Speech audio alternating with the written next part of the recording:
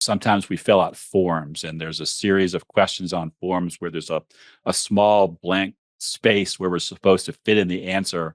But then there's an asterisk next to that that says, turn the page over and write more on the back, if there wasn't enough room.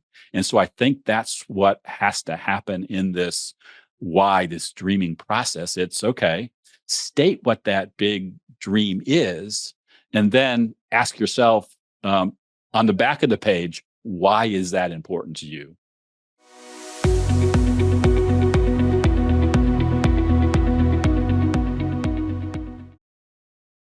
Rob Brand is a founder of Truest Fan Coaching and the author of Truest Fan, Live, Love, and Lead with Purpose and Impact.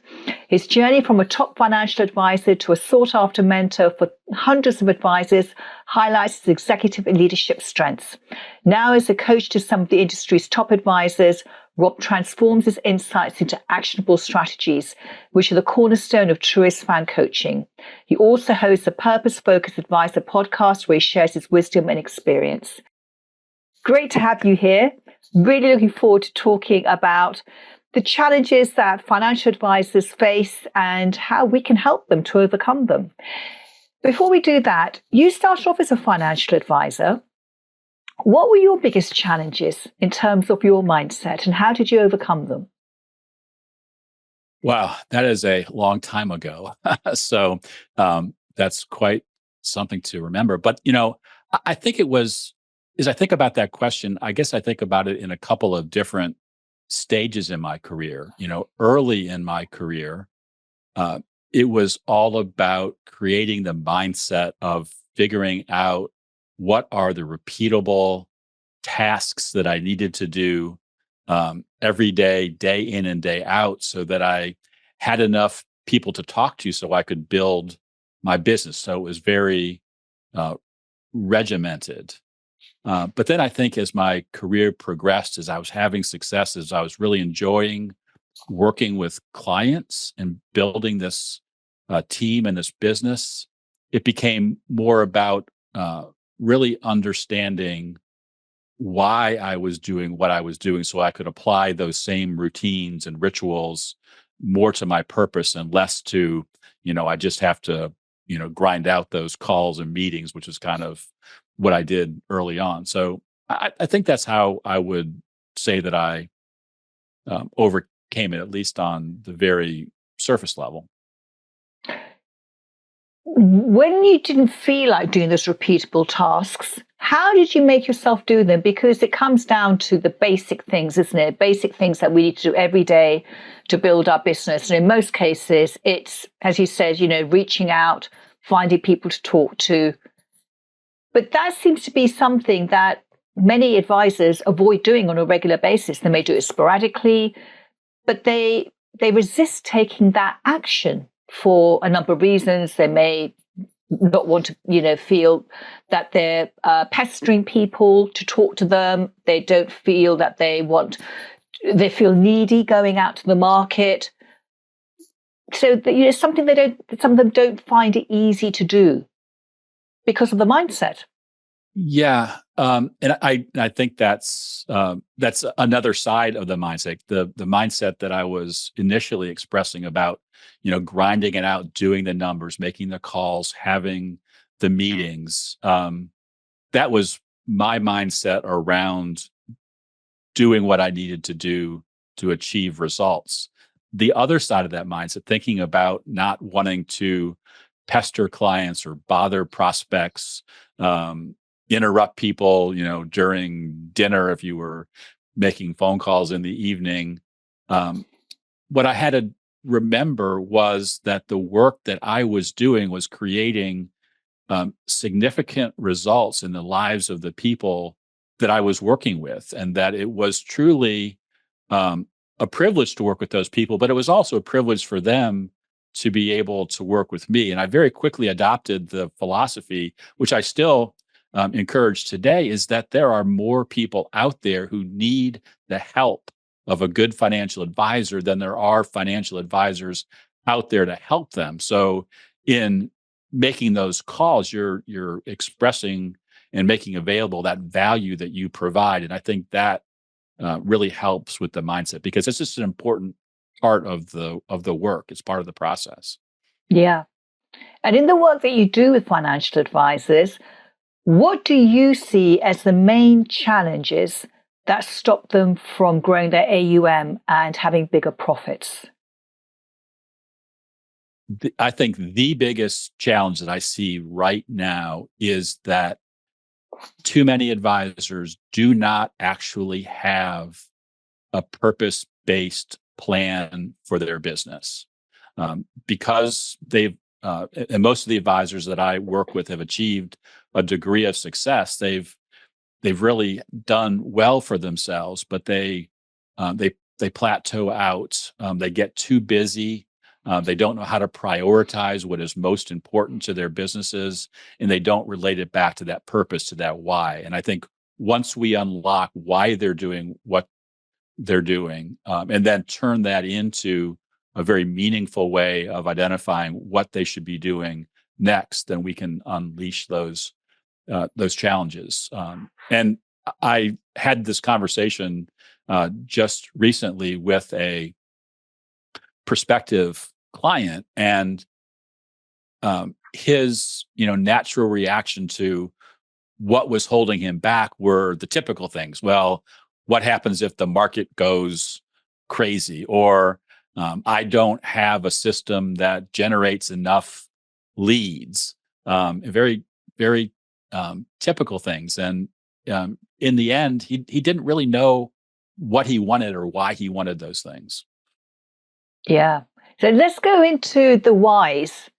Tell us more about that and how advisors can connect to their why. I completely agree with you. When you don't have your why, your motivation, your purpose, it's very hard to really feel energized by making the calls, putting yourself out there, marketing, getting the leads. And it just feels like a grind day after day. So if there isn't that big vision, that big, purpose behind it, it can feel difficult to do. So how do they find their why? It's a process, which is kind of funny that when I laugh when I said that, because when you think about why, you don't think, well, that's not a process. That's more kind of out there, so a little woo woo. But the truth is, it's just another step in the process. And for me, it's the first step in the process. The first step in our framework is dreaming big, and we just want to get our clients thinking about what life and business looks like 10 years out into the future, even if they want to say a whole bunch of outlandish things, which may never come to pass. But we want them to write and dream freely and not edit themselves while they're thinking, because then we can record what's really important to them. And then that allows us to dial it back to, okay, now we know what your big dreams are, what your why is. Let's now create a plan that will walk you towards that, so that the decisions that you make on a day-to-day basis on what you do and where you focus your time can be attached to that thing that has been identified as being so important to you. How does someone find their big why? Is it digging deep within? Because it can feel quite elusive sometimes, can't it? And we're so beset with what society tells us we should want and how we should behave in life and what we should try and achieve. Some people say, well, I earn more than my parents. That was a big deal for me. Or, we tend to think quite small because people say, well, don't aim too high. You'll only get disappointed. Don't get too big for your boots. Look, someone tried to do this big thing and they failed. And, you don't want to have that sort of disappointment. How do we get past those blocks, those keep us thinking small? I think it's how you go about the process of asking the big dream questions and making sure that you give it time to really settle in, to, close the door, turn off the cell phone, turn off the computer, just get out a piece of paper and answer a series of questions that just you can free think. I go back to, because I've written a couple of books. When I've written books, I was always reminded by the editor, when you're writing, don't edit, and when you're editing, don't write. And so I think when you're dreaming, you just need to make sure that you're dreaming and you're not stopping and trying to compare yourself to other people, which can be a real trap, or temper your dreams by thinking of, well, what would happen if I failed or didn't achieve that dream? But it's really just free thinking, because because the first thing I think you really want to do is really get that down so that you can then start to kind of edit it and peel it back and break it down in a way that makes sense to you. But Yeah. it's truly a matter of just of doing it in a way that is productive, and not feeling like you've got to sit down in one 15-minute or one 30-minute session and do this. It's something that oftentimes with the people that I work with, we'll do it once, and then we'll put it away for a while and we'll come back to it. And then each year that we work together, we're going to go back and we're going to look at it again and clean it up and add to it and check some things off. And that's, I think that's how it becomes a living and breathing uh, uh, thing for somebody. Yeah, I agree. With my clients, first thing we do is we sit down and I ask them, what do you really truly want? And they tend to go up to a limit. And when they hit that limit, they say, well, that's what I want. But I said, is that really what you want? Does that motivate you? Does it scare you? Not really. So I said, okay, you need to think bigger than that, and just giving themselves permission to really let the imagination run riot and think really, really big, to kind of, reach right up there. That seems to be a big, big stretch because we're not used to doing it. And we've been told, actually, don't do that because, you're not going to get it. And I find that that's a big mindset shift for so many advisors to think, okay, I can think bigger than I've ever thought before. And then, as you said, it's putting flesh on the bones and really, saturating your mind with it. So you're thinking about it every single day to normalize it, because we just feel that this is out of our reach and we're not allowed to have this big stuff. We're not supposed to have this stuff. Right. And as you were saying that, I love the way that you did that. What it made me think of is, sometimes we fill out forms and there's a series of questions on forms where there's a small blank space where we're supposed to fit in the answer. But then there's an asterisk next to that says, turn the page over and write more on the back, if there wasn't enough room.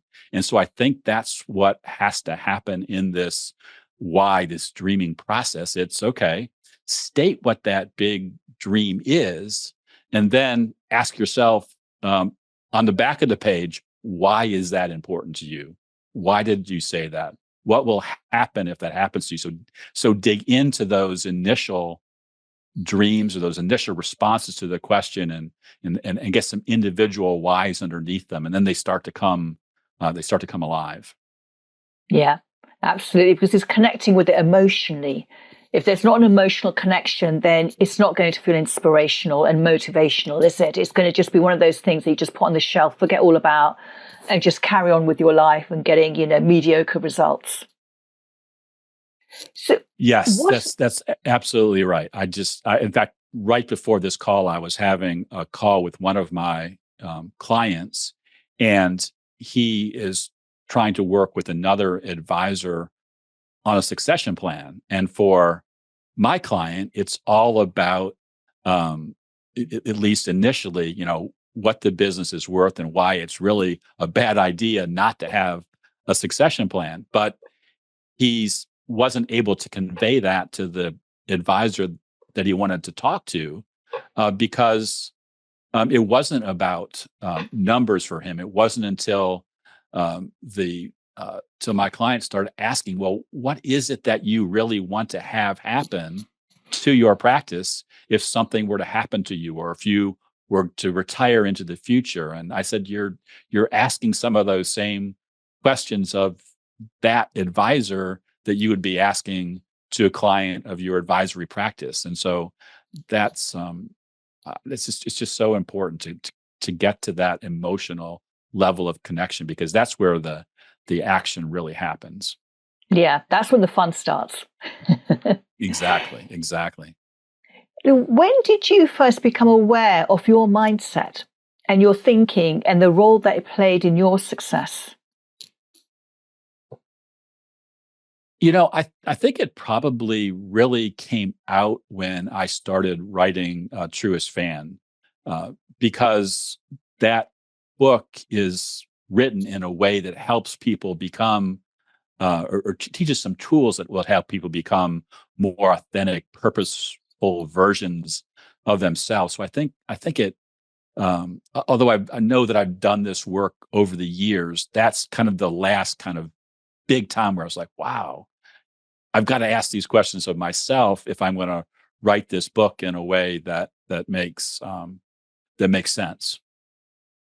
What And I adjustments also, did you make then? So when you were thinking about that, what adjustments did you make to your thinking? What did you become aware of that was holding you back that you could change? I think what was holding me back was I had a limitation on my view of how much impact I can make in working with the people that I work with, or the people in my life, that I had a lot more to offer, and I was withholding that, um, because you sometimes you feel there's only so much of yourself that you can give, and I think that helped me realize that I just needed to be able to give more. And as people who know me, read the book, they acknowledged that I was doing those things. I was giving them more, but I didn't see it that way. I thought of myself as very kind of buttoned down, a fill in the blanks sort of guy in a way. I have a friend who insulted me one time. He says, "Rob, you are too process driven," and and like I said, he insulted me in that I was like, "No, I'm not. I ask great questions. I understand what's going on." But he goes, "No, but it always comes back to the process." And so there's some limitations. That's a great question to go back and think about, because I guess for most of us, there might be many periods of time where we had a revelation like that took us to a higher level. It's not one time that lasts forever. It's more of a stair step of seeing those things happen in your existence as you uncover your why, and try to free up your mindset to be the best person that you can be. And when that happened, did you have to intentionally change your thinking to step into that new version of you, if you like? Or was it more of a natural process for you? I think it was more of a natural process. It was just a different way to think about the steps that I took to do the things that I did. So it just put a different spin on things that I was already doing. I don't feel like I really added anything remarkably new, but I altered the way I did a lot of things. Do you think that mindset is something that financial advisors give much thought to? Or do you think it's something that they just think, oh, well, yeah, let's just get on with the marketing and the sales and getting some more leads in? Oh, I know not enough advisors think about that. And I know how freeing it can be. I know how, and I'm sure you see this all the time in your practice, where you get somebody to do that and they go, "Gosh, why didn't I do that this years ago? Because I feel so much better about what I'm doing." Because I knew I was doing good work. I love my clients. I take great care of them, but but I but I was taking that for granted, and I think that's what comes out when you take the time to dig deep and get your mindset right. Yeah. So, what do you think they're missing out on if they're not paying attention to their mindset and making changes in their mindset, which then goes on to change their habits and how they do things so they become much more productive? I think they're missing out on real freedom, because I think that there's a freedom that comes with doing things in an unencumbered way. You know, a lot of times, and I'm sure you see this, financial advisors think of freedom as, well, I have this entrepreneurial business and I can come and go as I please. And if I want to take Friday afternoons off to play golf, I can do this. I can take, as much vacation as I want. And they kind of equate freedom with doing fun things as opposed to living a life that is freeing, and that they don't have to quantify it in terms of time that they give to certain activities. That it just opens things up so much more, and they can see greater possibilities about the future and where they can go and serving their clients, building their businesses, taking care of their families, being engaged in causes that they care about. Yeah, absolutely. There is that. It's a lifestyle, isn't it? It's not having to worry about money, knowing that you have enough to take great care of your family. You can do things. You don't have to worry about whether you can afford it or not. It's having a certain expectation of your life that is at a certain level, and you don't accept anything less than that. Yes, I think that's absolutely true, because there's a term in the industry that we hear all the time, about, there's a thing called a lifestyle business, um, where you kind of do your business around your lifestyle. And so it's actually not a business, in my opinion. But when you run a business like a business, it allows you to have a lifestyle that you want. And I'm not sure I said it as clearly as I want, but there's a real different, to me, there's a difference between, I can, answer emails at the beach if I want to, and I'm not going to miss this or that activity. And you limit the amount of business you do because of those lifestyle activities, versus building a business that's based on a purpose that really serves a lifestyle, which lets you do even more, gives you the freedom to do even more of those things that you find important. It is a switch in perception. And again, one is thinking smaller and the other one's thinking bigger. And Yes. They set you up for different lifestyles. The way that you think, it sets you up for the life that you expect.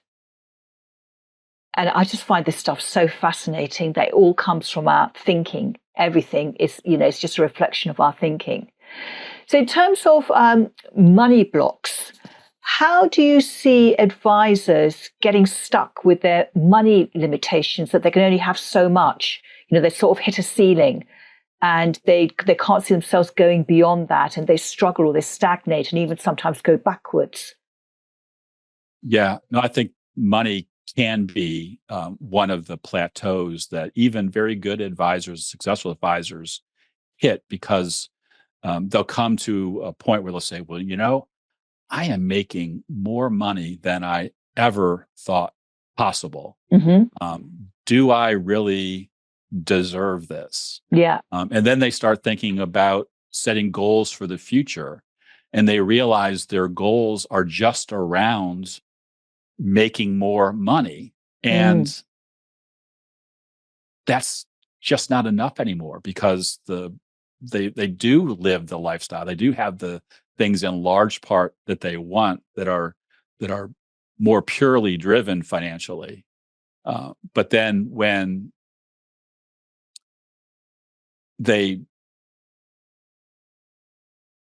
stop thinking that way, stop limiting the fact that money is the byproduct and not the product of what they're doing, then it becomes more freeing, because the why behind, why do I have that goal to hit a higher financial target, goes back to something that is much more meaningful that they want to accomplish, through their businesses or in their lives.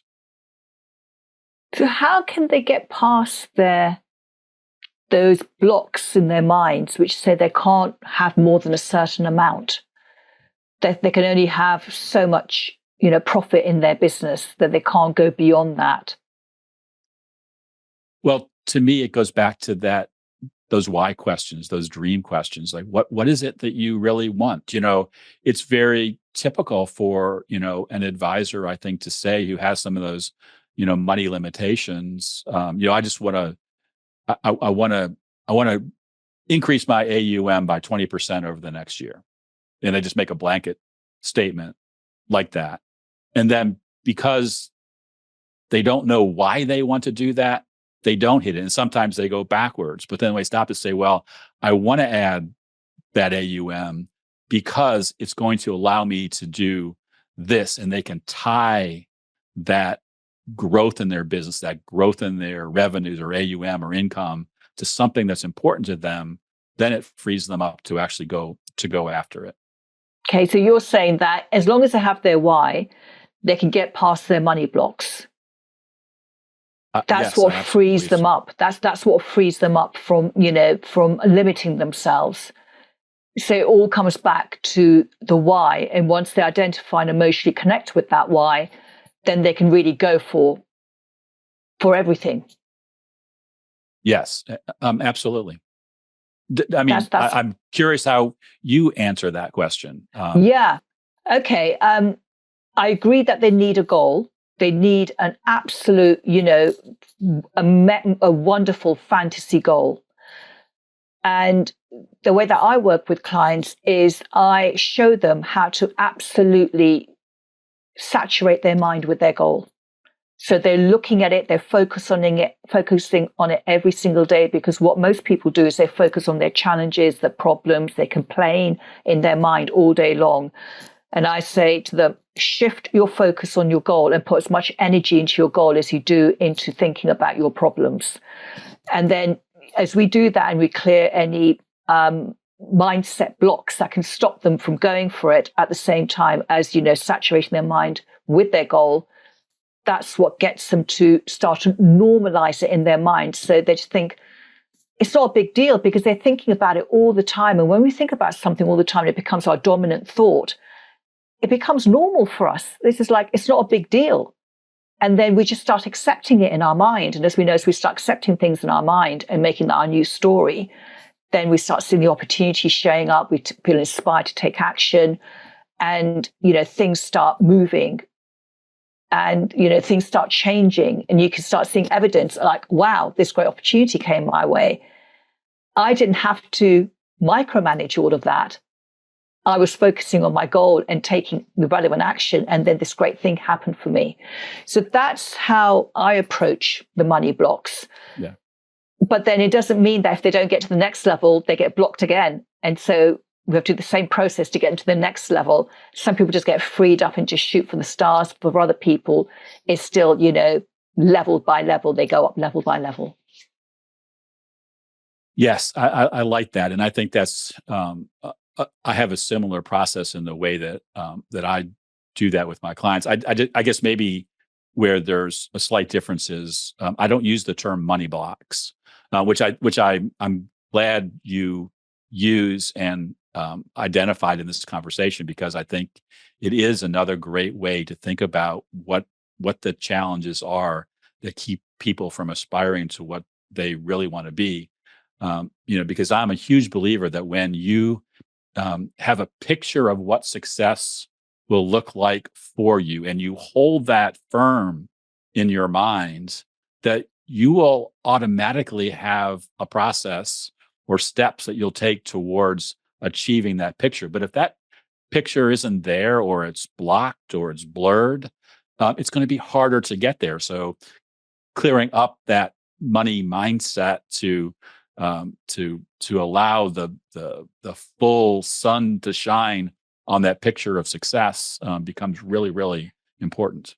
Yes. And then it makes it much easier to go for it because the blocks have cleared and you can just, really focus on it easily. It's been amazing talking to you about this, Rob. I could talk to you for a long, long time about this fascinating issue.